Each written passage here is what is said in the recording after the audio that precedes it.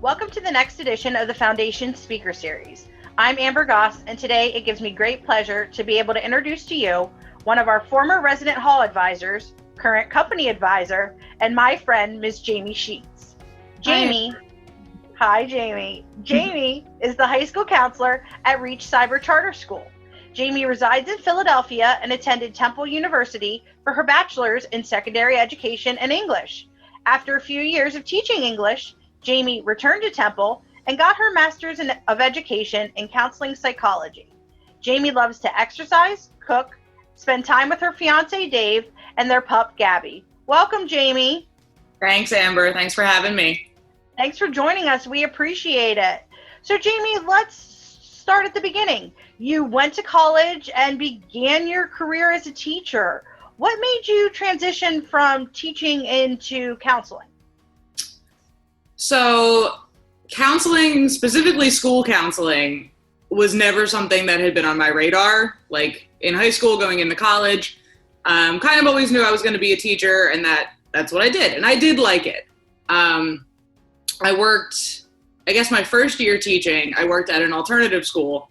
So all of those kids just needed a little bit extra than maybe you would see in a traditional setting.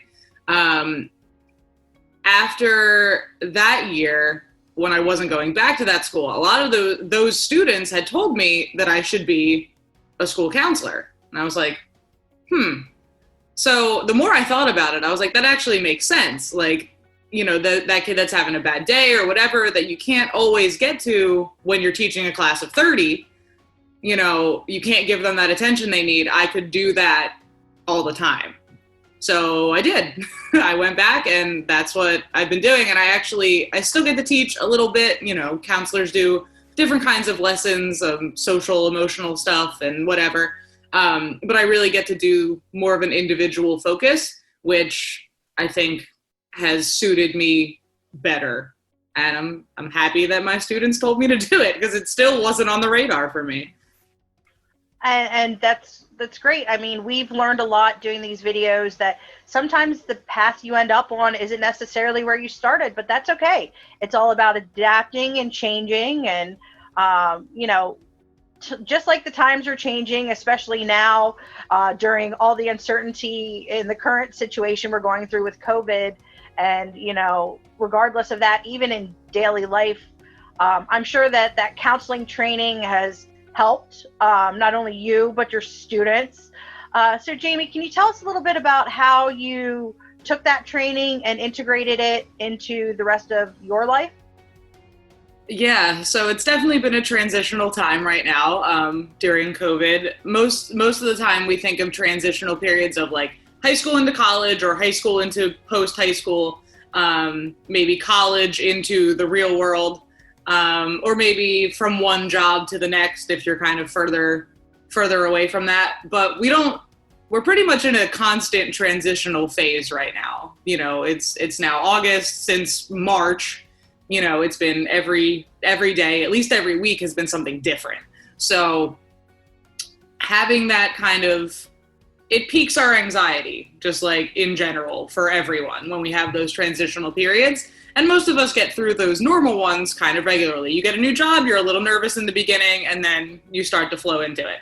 We as, you know, a country, I guess, haven't been able to kind of hit that stride for months now. So everyone's a little bit like anxious and on edge. So for myself personally, I've been using, you know, as many of my counseling skills just on myself as possible, you know, like control the things I can control, you know, make my list and complete my tasks, the things within my realm of control, which I think is it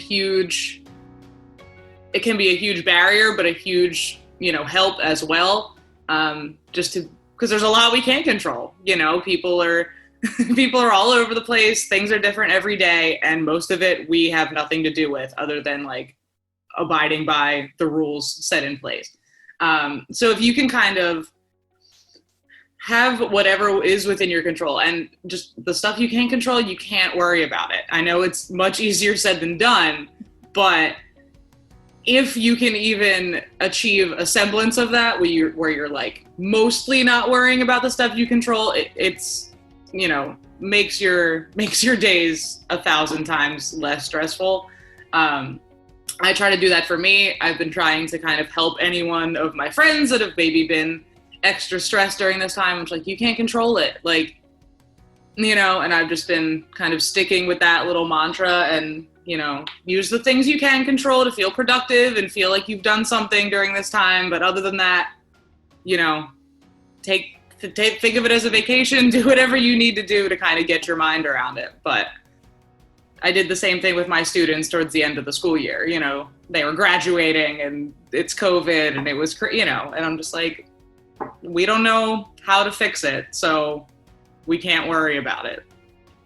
Exactly. And I think that's a great lesson for anybody, is to, focus on what we can control and try to do our best. That's all we can do, especially during these, times of uncertainty when anxiety is running high. There's certain things that we can fix and certain things we can't, and we just have to figure out what those things are. So Jamie, with your counseling background, I'm sure that, mental health comes up a lot with your students, and even in your daily life, maybe some of your friends are, of course, leaning on you. What can you say about taking care of your mental health during those transitional times that you just talked about? Yeah, it's super important, even in those transitional times and all the time. But I think if you're not right, whatever that is for you, whatever your right is, if you're not there, you can't help other people. You're much less likely to be able to progress in whatever you're doing yourself. You're much less likely to achieve whatever you're trying to achieve if your mind isn't right. That looks very different, and that can mean a litany of different things. But if you don't have whatever your baseline is for, your mental stability, we'll call it, it's going to start kind of spiraling out of control in other areas of your life. What it looks like to fix that, can be very, very different. And there isn't a one prescribed kind of answer to that, obviously. And that's why mental health is so tricky, because there's not like, one antidote like there might be for something physical. And I think recognizing that, maybe your mind isn't right or something is different, is really the first step in it. And I think kind of everyone got that during COVID. Once it first started, everything shut down. It was all, it was crazy. Everyone kind of got that, like, oh, like almost like a jolt of, this is not right, this is not normal. And it threw some people off more than others, and some people are still trying to get back to that balance that, maybe they previously had. So I've been trying to work with just people I know, coworkers, whatever, that maybe they realize I don't feel right. And it's like, well, it's probably, anxiety or depression, something, maybe not like diagnosable levels of those things, but the world's in crazy times right now. So there might be like little bits of that sneaking in, and that's okay. That's completely normal given the circumstances. But just recognizing that something's different, something feels off, and then being able to kind of, okay, what can I do to fix it? Let me try some things. Let me talk to somebody. It is really helpful. I think a lot of people don't want to admit when something might be off with their mental health. You get there, I guess. Maybe it's different for everyone. Like I said, I think that if you realize something's off, just try to fix it. Don't deny it. I don't think that's helpful for anybody, but there's a huge stigma around, mental health and getting help for your mental health in this country. So, that's something we're still kind of working through as counselors, and trying to end that stigma and just getting people the help they need, And that's important, is not being afraid to reach out and asking for help. And certainly, for our students watching, there's counselors out there such as yourself at the schools who are willing to help them. And as a high school counselor, I'm sure you see the gamut of emotions, not even regardless of whether we're in the time we're in or not. There's a lot of anxiety that comes with just, what am I going to do after high school? Am I going to college? Am I going into the job field? So what are your thoughts on ways that the kids can, or, even adults in their careers, what are your thoughts about how people can work through that transitional anxiety or questioning that might come up for them? Sure. Yeah, we'll keep COVID aside for now, because I think that's a very specific to now issue. Hopefully it's specific to now. But yeah, those transitional periods, usually it's something like you hit a spike of anxiety and then you kind of like coast back down, and then you'll like level out, back to your normal kind of level. So to get through those times, usually you're meeting a lot of new people. You're like, if you get a new job, the most basic form of this transitional anxiety, getting a new job.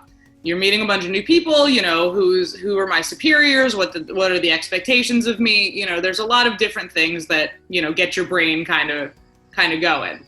And if you can, obviously getting the answers to those questions is helpful, but if you can kind of set up in your mind the boundaries for what you're comfortable with, like, okay, if I'm doing this, like, I can go this far, but I'm not really comfortable going beyond here. And just having this idea in your mind of what is right for you.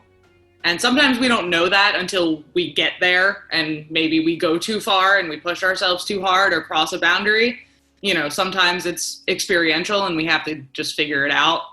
But if you can have any sort of just idea of what you're comfortable with, what kind of interactions you're comfortable having, I know a lot of like getting new jobs, and especially the transition from like college to like adulthood, we'll call it. Mm-hmm. Maybe you need an internship, or you need job experience. You need to do something to kind of make that transition work with your newfound degree, or to finish up your college degree. And there's a lot of like, be a go-getter, and kind of like, you got to talk to people and you got to do this and you got to do that. And it's like, yes, maybe you do have to do that. But if that makes you like painfully uncomfortable, there's another way. You have to kind of figure out, if this really doesn't work for me, I don't have to make myself do it in order to reach my goal. I'll just have to forge another path. And, maybe that's not ideal, but it might end up being easier for you personally, and you don't have to do what everybody else is doing to get, to your end goal.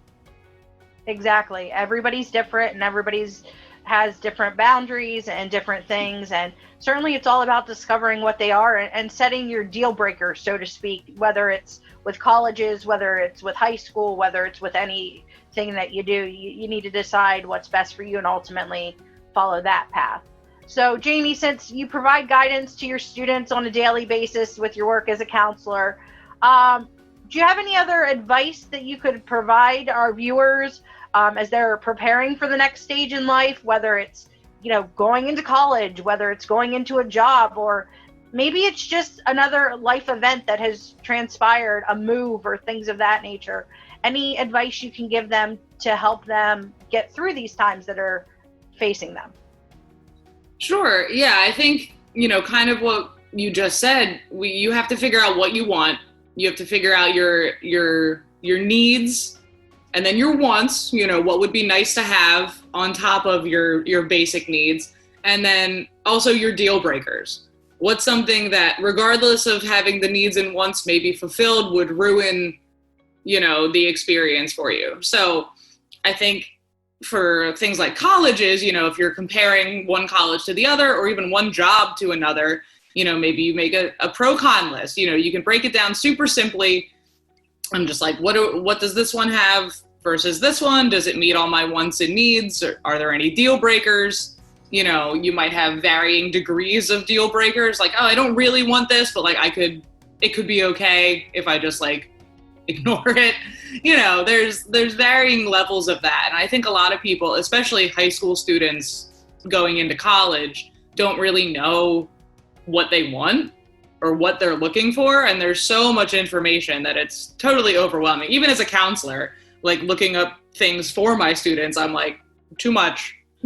Like I get overwhelmed by it, and I do it every day, so just to kind of set that in motion, whatever it is, whether it be for a job, for college, for a new house you're going to buy, whatever it is, you need to, and what you want might not be what somebody else wants. And I think that's what a lot of people fail to realize, is that there's not one kind of steadfast list for these things. People are different. It goes back to having your head right and having, that might not look the same for everybody. And your list isn't going to look the same either. What makes sense for you could make sense for no one else in the world, and that's okay. And there's nothing wrong with that. It doesn't make you weird. It doesn't make you wrong. It's just preferential when it's stuff like that. Whatever's best for you. And I understand that, there could be arguments around what's best for you could be detrimental to somebody else. And yes, but that's a derailing argument. If people are truly doing what's best for them, it's probably not being detrimental to anyone else. And it might come off as selfish. And, that might be a word that gets thrown around when you're doing these things, or you're trying to figure out what's best for you. Oh, you're being selfish. No, you're doing what's best for you.